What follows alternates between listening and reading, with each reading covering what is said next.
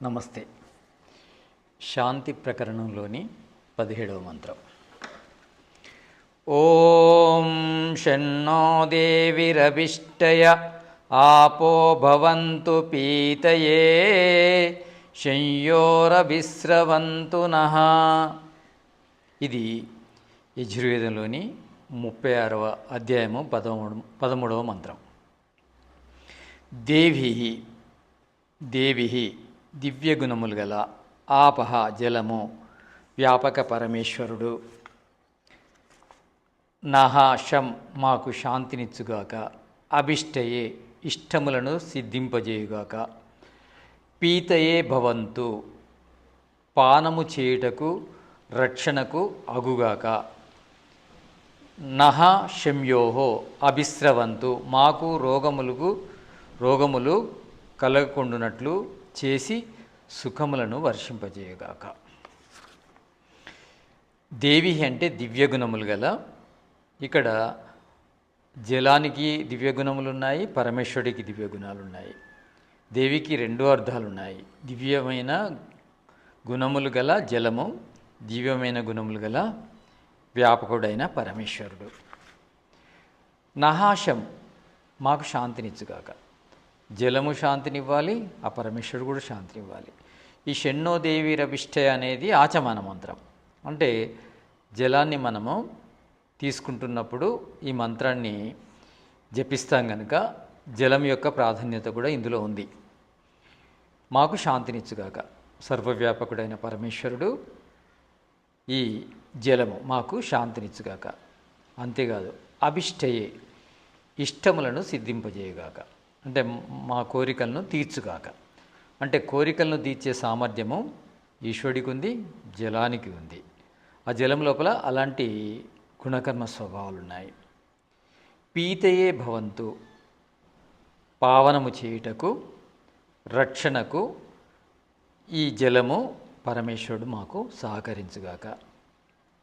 నహాశమ్యోహో అభిస్రవంతు మాకు రోగములు కలగకుండునట్లు, ఎలాంటి దుఃఖములు కలగకుండాట్లు వర్షము మాపై ఇలాంటి వర్షింపజేయుగాక. ఇలాంటి లక్షణాలతో వర్షింపజేయుగాక. అంటే జలము వర్షము ద్వారా మనకు లభిస్తుంది. స్వచ్ఛమైన జలము వర్షజలము.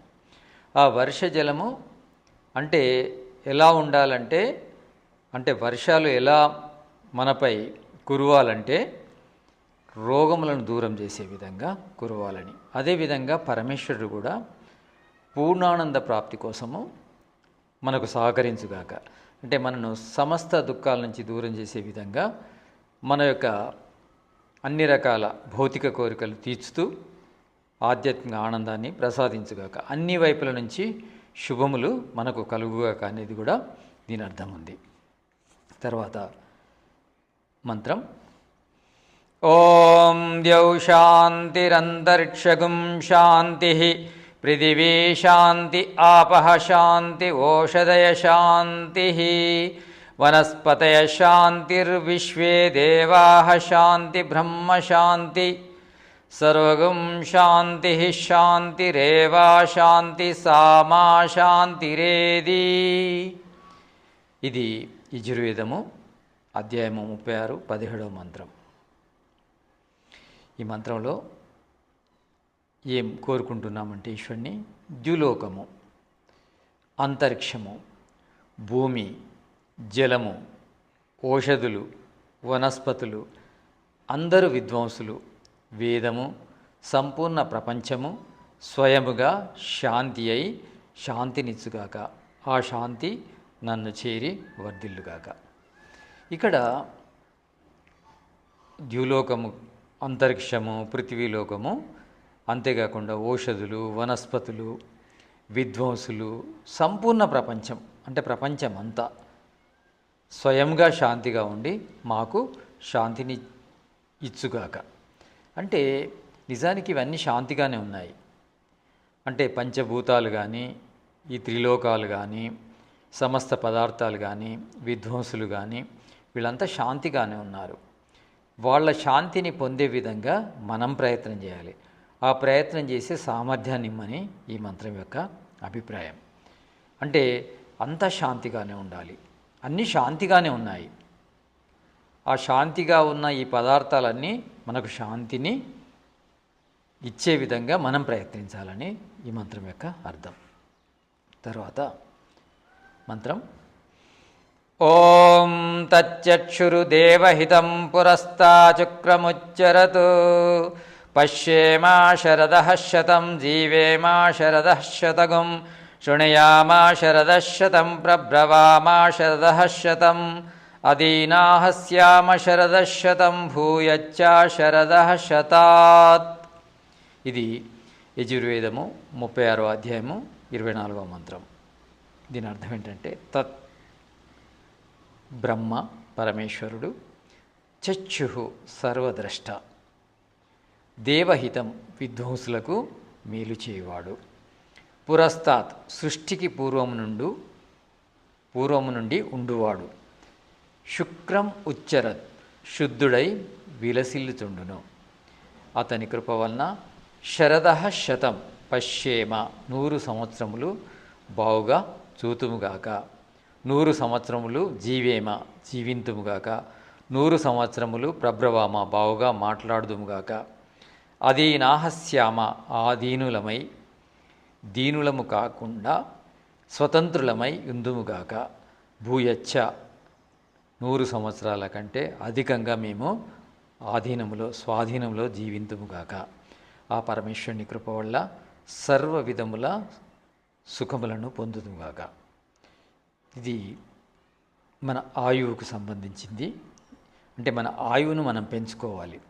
వేదం ఏమి ఆదేశిస్తుందంటే 100 సంవత్సరాల కంటే అధికంగా జీవించాలి. జీవించడమే కాదు, కళ్ళు బాగా చూడగలగాలి, చెవులు బాగా వినగలగాలి, నోరు బాగా మాట్లాడగలగాలి. అంతేకాకుండా మనం ఆధీనంలో జీవించాలి, పరాధీనంలో కాదు, ఇతరుల సేవలతో కాదు, ఏ విషయంలో కూడా ఇతరుల మీద ఆధారపడి ఉండకూడదు. మనమే 100 సంవత్సరాల కంటే అధికంగా జీవిస్తూ ఇతరులకు సేవ చేయగలగాలి. అలాంటి గొప్ప అవకాశాన్ని ఇమ్మని భగవంతుని ప్రార్థిస్తున్నాము. మనము అంటే 100 సంవత్సరాల కంటే అధికంగా స్వాధీనంలో జీవిస్తూ ఎలాంటి బాధను పొందకుండా ఇతరులకు సుఖాన్ని పంచాలనేది ఈ మంత్రం యొక్క అభిప్రాయం. తర్వాత ఓం యజ్జాగ్రతో దూరం దైతి దైవం తదు సుప్తస్య తదైవైతి దూరంగమం జ్యోతిషాం జ్యోతిరేకం తన్మే మనః శివ సంకల్పమస్తు. ఈ మంత్రము శయన మంత్రాల్లో కూడా వస్తుంది. దీని అర్థము ఇది యజుర్వేదంలోని 34వ అధ్యాయంలోని 1వ మంత్రం. అర్థం ఏంటంటే యత్ ఏది, దైవం దివ్య గుణములు కలదో, జాగ్రత్త అవస్థలో, దూరం దైతి దూరము పోవును, సుప్తస్య నిద్రించువాని మనస్సు, ఉతత అట్లే, ఏవ ఏతి వెళ్ళును, దూరంగమం దూరము వెళ్ళునదై, జ్యోతిషాం ఇంద్రియ జ్యోతులకు, జ్యోతి ప్రకాశకమునై, తత్ ఆ మే మనః నా మనస్సు, శివ సంకల్పం శుభ సంకల్పము కలది అస్తు అగుగాక. మనస్సు గురించి మంత్రం. మనస్సు ఎట్లాంటిదంటే దివ్యమైన గుణములు కలది. జాగ్రత్త అవస్థ లోపల అంటే మనకు 3 అవస్థలు ఉంటాయి: జాగ్రత్త అవస్థ, సుషుప్త అవస్థ, స్వప్న అవస్థ. ఈ అవస్థలన్నింటిలో కూడా మనసు యొక్క పని ఉంది. జాగ్రత్త అవస్థలో దూరం దైతి దూరముగా పోవును, అంటే మనం ఏం ఆలోచిస్తే అక్కడికి వెళ్ళిపోతుంది. సుప్తస్య అంటే నిద్రించు, అంటే సుషుప్త అవస్థలో కూడా మనసు యొక్క పాత్ర ఉంది. ఉతత అట్లే అంటే స్వప్నావస్థలో కూడా ఇది దూరంగా అంటే మన స్మృతులకు అనుకూలంగా వెళుతూ ఉంటుంది మనసు, ఏవైతే వెళ్ళునో. దూరంగమం అంటే మనస్సుకు ఒక హద్దు అదుపు అనేటి ఏం లేవు, ఎక్కడికైనా వెళ్తుంది. నా మనస్సు ఇంద్రియ జ్యోతులకెల్లా జ్యోతి, అంటే ఇంద్రియాలు పనిచేయాలంటే మనసు ఉండాలి. మనసు లేకుండా ఇంద్రియాలు పనిచేయవు. కళ్ళు చూడవు, చెవులు వినవు, ముక్కు వాసన చూడదు, నాలుక రుచి చూడదు, చర్మం స్పర్శించదు. కనుక ఈ ఇంద్రియ జ్యోతుల కంటే జ్యోతి, ఉత్తమ జ్యోతి ఈ మనస్సు. నా మనస్సు శివ సంకల్పం, శుభ సంకల్పం కలదై ఎప్పుడు ఉండుగాక. అంటే శుభ సంకల్పం అంటే పాజిటివ్ థింకింగ్తోనే ఉండాలి. అంటే సకారాత్మక భావంతోనే మనసు ఎప్పుడు ఉండాలి. ఆ మనసు సకారాత్మక భావంతో ఉంటేనే మనము గొప్ప గొప్ప కార్యాలు చేయగలము. గొప్ప గొప్ప కార్యాలు చేస్తేనే మనకు గొప్ప గొప్ప ఫలాలు లభిస్తాయి. తర్వాత మంత్రం. ఓం ఏన కర్మాణ్యపసో మనిషినో యజ్ఞే కృణవంతి విదతేషు ధీరః యదపూర్వం యక్షమంతః ప్రజానాం తన్మే మనః శివ సంకల్పమస్తు. ఓం ఏన కర్మాణ్యపసో మనిషినో యజ్ఞే కృణ్వంతి విదతేషు ధీరాః యదపూర్వం యక్షమంతః ప్రజానాం తన్మే మనః శివ సంకల్పమస్తు. ఇది యజుర్వేదము 34వ అధ్యాయము 2వ మంత్రం. దీని అర్థం ఏంటంటే ఏన దేనిచే, అపసహ కర్మనిష్ఠులు, మనీషినః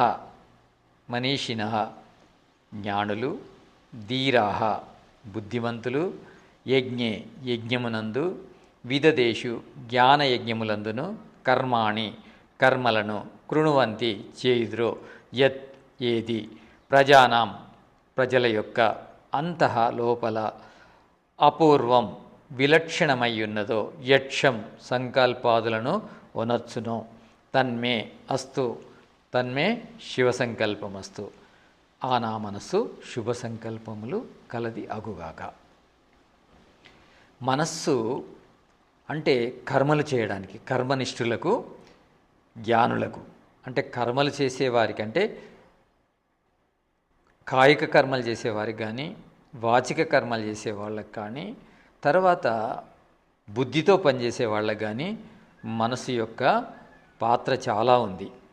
యజ్ఞములందును, అంటే జ్ఞానయజ్ఞములందును, కార్యయజ్ఞములందును ప్రజల యొక్క లోపల, అంటే మనుషులందరి లోపల, జీవులందరి లోపల అపూర్వం విలక్షణ గుణములు కలది ఈ మనసు అనేది. విలక్షణ గుణములు కలది. దీని యొక్క ముఖ్యమైన పని ఏంటిది? మనసు యొక్క పని సంకల్పాదులను ఉనస్తుంది. యక్షం సంకల్ప వికల్పాలను చేస్తుంది ఈ మనసు. ఇలాంటి నా మనస్సు అంటే యజ్ఞాలయందు, అంటే జ్ఞానయజ్ఞం ఎందు కానీ, కర్మయజ్ఞం ఎందు కానీ, జ్ఞానులయందు కానీ, క్షత్రియుల యందు, అంటే బ్రాహ్మణుల యందు కానీ, క్షత్రియుల యందు కానీ, వైశ్యుల యందు కానీ, శూద్రుల యందు కానీ ఉన్న ఈ నా మనసు ఎప్పుడు శుభ సంకల్పం చేయాలి. అందరి మనసులో ఉన్న గొప్పతనము, అంటే ఎవరు ఏ గొప్పతనం చేయాలన్నా ఆ మనుషులందరి లోపల ఆ మనసుకు గొప్పతనం ఉంది కనుకనే చేయగలరు. ఎవరి ధర్మాన్ని వాళ్ళు సక్రమంగా నిర్వర్తించాలంటే ఈ మనసు పాత్ర ఉంది. నా మనసు ఎప్పుడు కూడా శుభ సంకల్పమే చేయాలి, సకారాత్మకంగానే ఉండాలి, పాజిటివ్గానే ఉండాలి. తర్వాత మంత్రం. ఓం యత్ ప్రజ్ఞానముత చేతో ధృతిచ్చ యజ్యోతిరంతరమృతం ప్రజాసు యస్మాన్నరుతే కించన కర్మ క్రియతే తన్మే మనః శివ సంకల్పమస్తు. ఇది యజుర్వేదము 34వ అధ్యాయం 3వ మంత్రం.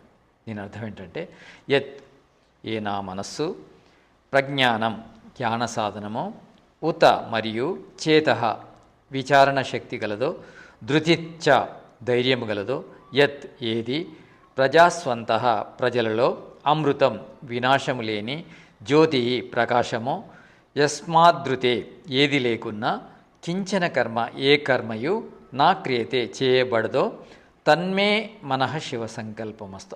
నా మనసు ఎప్పుడూ శివ సంకల్పము కలది అగుగాక. ఈ మనసు ఎట్లాంటిదంటే మన జ్ఞానానికి ఇదే సాధనం. మనసు లేకుండా మన జ్ఞానాన్ని పొందలేదు ఆత్మ. అంటే ఆత్మ జ్ఞానాన్ని పొందాలంటే మనసే సాధనం. మరియు విచారణ శక్తి, మననాత్ మర్ష్య అంటారు. ఆలోచించే శక్తి ఎక్కడుంది? మనసులోనే ఉంది. తర్వాత ధృతిచ్చ ధైర్యం గలదో, మనకు ధైర్యాన్ని ఇచ్చేది ఏంటిది? స్థిరత్వాన్ని ఇచ్చేది ఏంటిది? ఈ మనస్సే.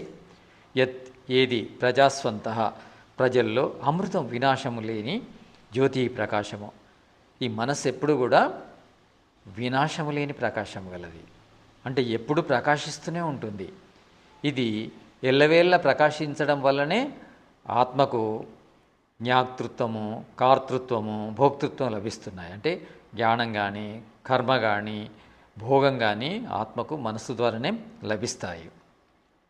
ఏది లేకున్నా యస్మాదృతే, అంటే ఏది లేకున్నా అంటే ఈ మనస్సు లేకుండా కించన కర్మ, లేశమాత్రం కూడా కర్మ చేయలేము, ఏ కర్మ కూడా చేయలేము. మనసు లేకుండా చిన్న చిన్న కర్మ కూడా చిన్నగా కూడా చేయలేము. నా క్రియతే చేయబడదు. మనసు లేకుండా ఈ ఆత్మ ఏ కర్మను చేయదు. అలాంటి నా మనసు శివ సంకల్పం కలది అగుగాక. శుభ సంకల్పము సకారాత్మక భావంతో నిండి ఉండాలి గాక అని ఆ భగవంతుని ప్రార్థిస్తున్నాను. తర్వాతి మంత్రం.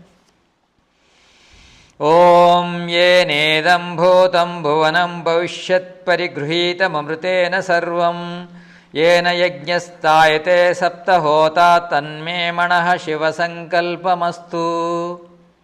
ఇది యజుర్వేదము 34వ అధ్యాయం 4వ మంత్రం. దీని అర్థం ఏంటంటే, ఏన అమృతేన, ఏ అమృత మనస్సు మూలమున, భూతం గతించినట్టు, భువనం వర్తమానమును, భవిష్యత్ రానున్నదియునగు, ఇదం సర్వం ఇది అంతయు, పరిగృహీతం గ్రహింపబడి ఉన్నదో, ఏన దేని మూలమున, సప్తహోత సప్తహోతలు గల యజ్ఞ తాయతే యజ్ఞము చేయబడును, తన్మే మనః శివ సంకల్పమస్తు. ఆ నా మనస్సు శివ సంకల్పం కలది అగుగాక. ఏన అమృతేన, ఈ మనస్సు అమృతయుక్తమైన ఈ మనస్సు మూలమున మనము, భూతం అంటే గడిచినట్టి, భువనం అంటే ఈ వర్ధమాన కాలము, భవిష్యత్ అంటే రానున్న కాలము, ఇవి అన్నీ గ్రహించబడుతున్నవి మనస్సు ద్వారానే. భూతకాలము, తర్వాత వర్ధమాన కాలము, భవిష్యత్తు. అంటే భూతకాలం అంటే స్మృతి, మనస్సు ద్వారానే కలుగుతుంది. వర్ధమానం అంటే జాగృత అవస్థ, మనస్సు ద్వారానే కలుగుతుంది. ఇక భవిష్యత్తు అంటే ఊహ, ఇది కూడా మనస్సు ద్వారానే కలుగుతుంది. అంటే స్మృతి, కార్యదక్షత, ఊహ అంటే వర్ధమానము గురించి, భూతకాలం గురించి, భవిష్యత్ కాలం గురించి ఆలోచించే సామర్థ్యము మనసుకే ఉంది.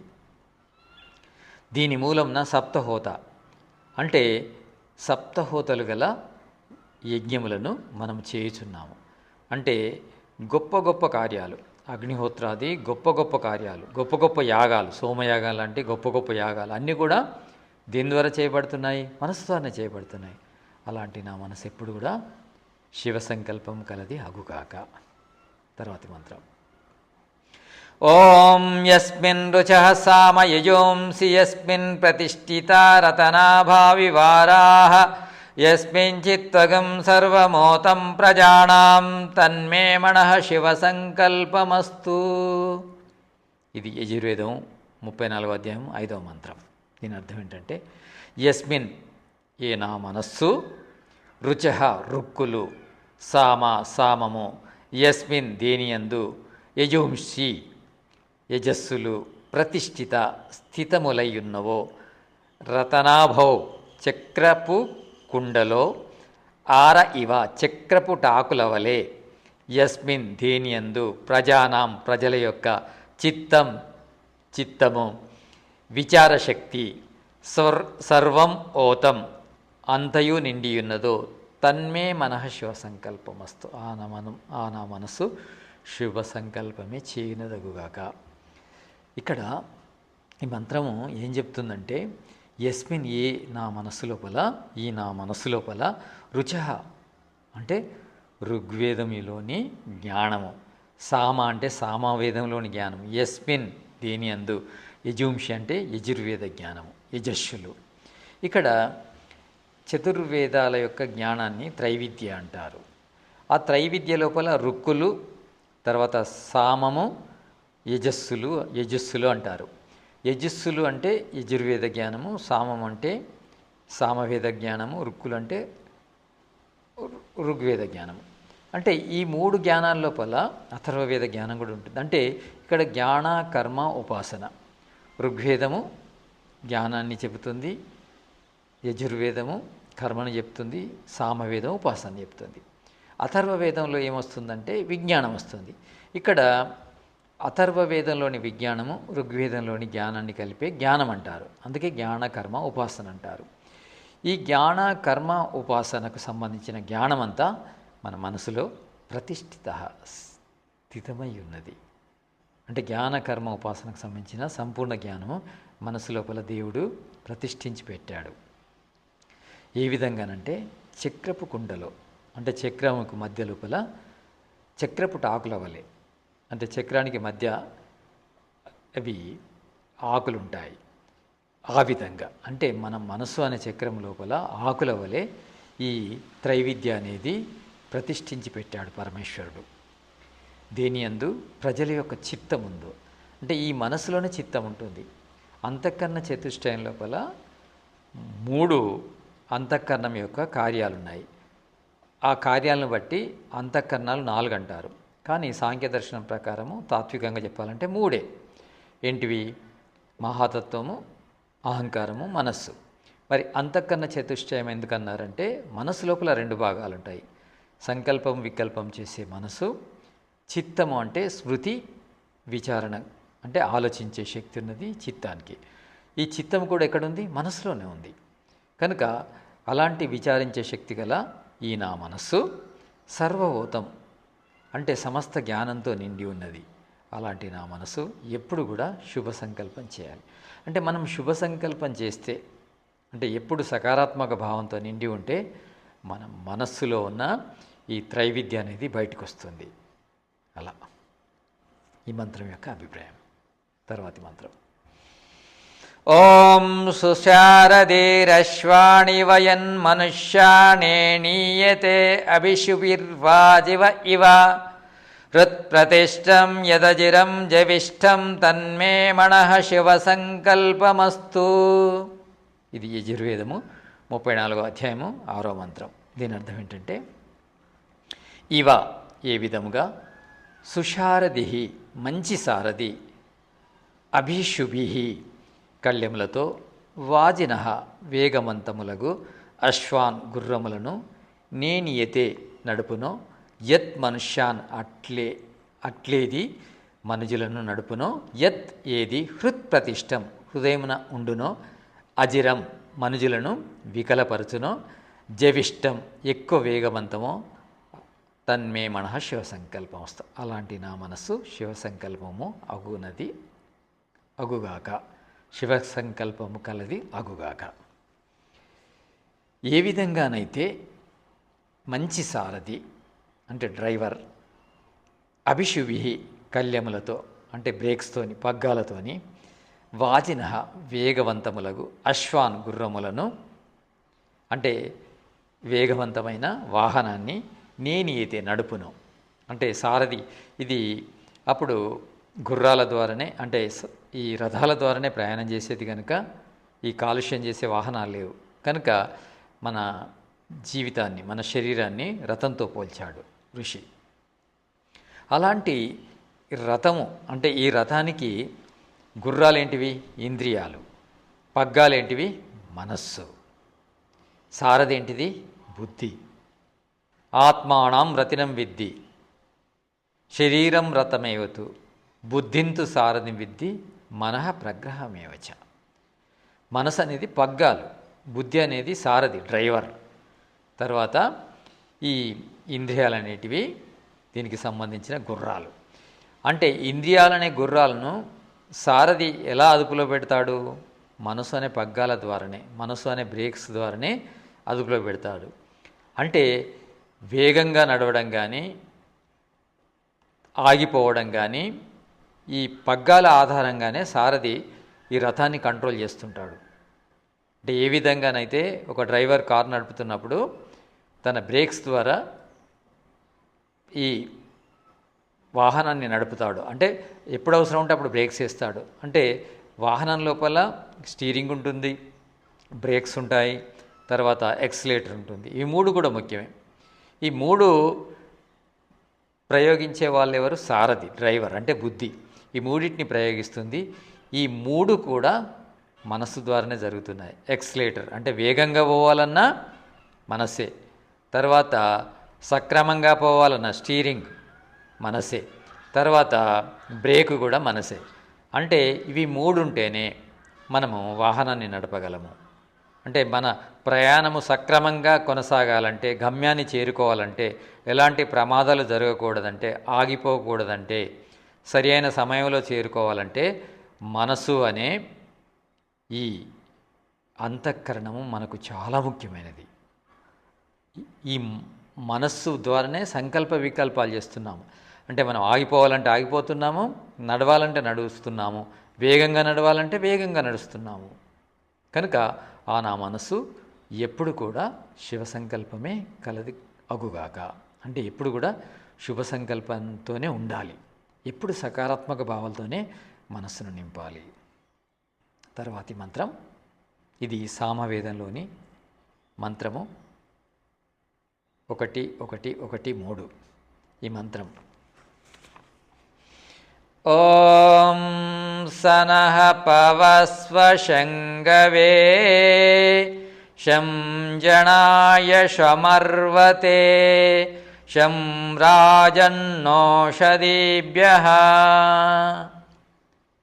దీని అర్థం ఏంటంటే, రాజన్ ప్రకాశస్వరూప భగవాన్ మాకు, మా గోవులకు, జనులకు, గుర్రములకు, ఓషధులకు శుభశాంతులను చేకూర్చు. అంటే భగవంతుని ఏం ప్రార్థిస్తున్నా అంటే, పరమేశ్వర, నువ్వు ప్రకాశస్వరూపుడివి, సర్వశక్తిమంతుడివి, సర్వరక్షకుడివి. అలాంటి నీవు మాకు, మా గోవులకు, మా మనుషులకు, మా గుర్రములకు, మా ఓషధులకు శుభము, శాంతిని ప్రసాదించు.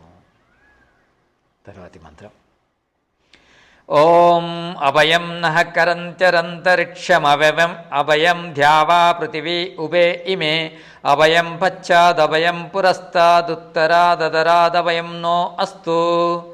ఓం అభయం నః కరంత్యరంతరిక్షమభయం ధ్యావా పృథివీ ఉభే ఇమే అభయం పశ్చాదభయం పురస్తాదుత్తరాదదరాదభయం నో అస్తు. ఓం అభయం నః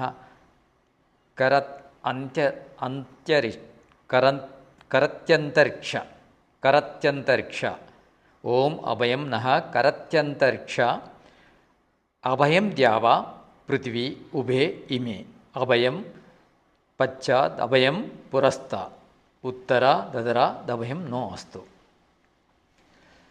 అయితే పరమేశ్వరుడు, ఓ పరమేశ్వరుని ఏం ప్రార్థిస్తున్నామంటే, అంతరిక్షము, దివము, పృథ్వీ అన్నిటి నుండి, అంటే త్రిలోకాలన్నిటి నుంచి, అంటే అంతరిక్షం నుంచి కానీ, ద్యులోకం నుంచి కానీ, పృథ్వీలోకం నుంచి మమ్ములను అభయులను చేయము.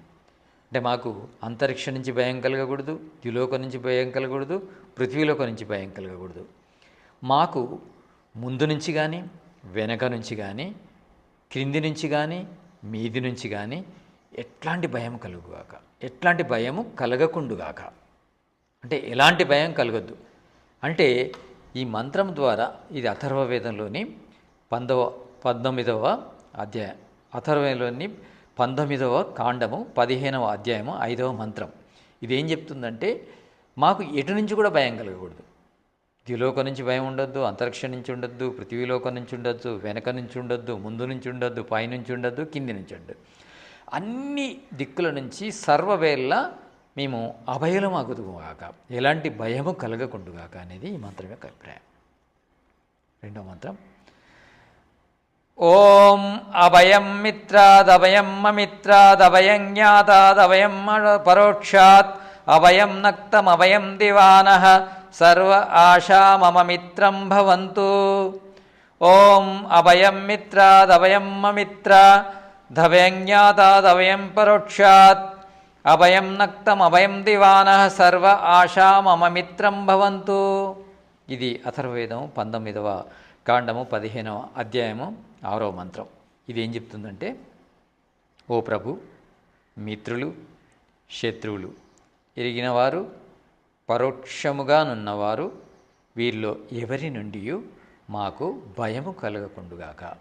రాత్రి పగలు అను భేదము లేక ఎల్లవేళ మేము నిర్భయులమై యుందుముగాక. మాకు దిశలన్నీయు మిత్రములగుగాక. ఏ దిక్కు నుండి మాకు భయము కలగకుండుగాక. మనకు ఆ పరమేశ్వరుని ఏం ప్రార్థిస్తున్నా అంటే మిత్రుల నుంచి కూడా మనకు భయం కలగకూడదు. మన మిత్రులు ఎప్పుడు కూడా మనకు భయం కలిగించకూడదు. శత్రువుల నుంచి భయం కలగద్దు. ఎరిగిన వారు అంటే ప్రత్యక్షంగా ఉన్న వారి నుంచి మనకు భయం కలగద్దు. పరోక్షంగా ఉన్న వారి నుంచి అంటే మనకు తెలియని వారి నుంచి కూడా భయం కలగకూడదు. వీరిలో ఎవరి నుండి మాకు ఎలాంటి భయం కలగద్దు. రాత్రి భయం ఉండకూడదు, పగలు భయం ఉండకూడదు. రాత్రి పగలు అనే భేదం లేకుండా ఏ సమయం కూడా మాకు భయం ఉండొద్దు. ఎల్లవేళలు మేము నిర్భయలమై జీవించాలి. అంటే ఎలాంటి భయం లేకుండా మేము జీవించాలి. మాకు దిశలన్నీ అన్ని దిక్కులు మాకు మిత్రములగుగాక. అంటే తూర్పు దిక్కు, పడమర దిక్కు, ఉత్తరం దిక్కు, దక్షిణం దిక్కు, ఈశాన్యము, ఆగ్నేయము, నైరుతి, వాయువ్యము, అన్ని దిక్కులు పైన కింద ఏ దిక్కు నుంచి కూడా మాకు భయం అనేది కలగకుండా ఉండాలి. ఈ దిక్కులన్నీ మాకు మిత్రులు కావాలి, శత్రువులు కాకూడదు. అంటే మనకు ఆయువు కానీ ఆరోగ్యం కానీ అన్ని దిక్కుల నుంచి లభించాలి. ఎలాంటి ఆపదలు కలగకూడదు.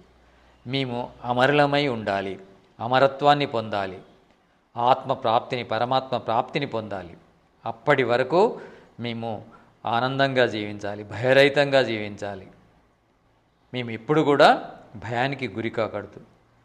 మన్మహారాజ్ చెప్తాడు ధర్మాల లోపల మొదలు ధృతి క్షమదమోస్తేయం శౌచం ఇంద్రియ నిగ్రహం ధీర్విద్య సత్యం అక్రోధం దశకం ధర్మలక్షణం.